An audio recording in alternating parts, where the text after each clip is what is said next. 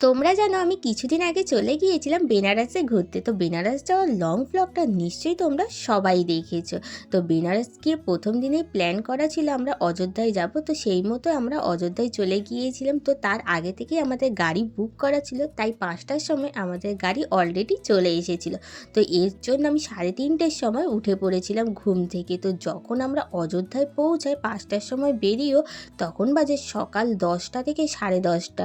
অনেকটা দেরিতেও পৌঁছেছি। তারপরে হয়েছে যে এখানে বিশাল লম্বা লাইন পড়েছিল মন্দিরের ভেতরে ঢোকার জন্য। তারপরে সেটা পেরাতে পেরাতে তখন বাজে 1:30 থেকে 2টো নাগাদ। তারপরে মন্দিরটা দেখতে পেলাম ফাইনালি। এত সুন্দর মন্দির নিজের চোখে যে দেখব কখনো ভাবতেই পারিনি। এত সুন্দর মন্দিরে অপরূপ সৌন্দর্য দিয়ে ঘেরা। এখনও কিছু কিছু কাজ কমপ্লিট হতে বাকি আছে, কিন্তু যখন কমপ্লিট হবে মন্দিরটা দেখতে আরও সুন্দর লাগবে। যারা এখনও অযোধ্যায় যাওনি তারা ঝটপট চলে যাও। টাটা।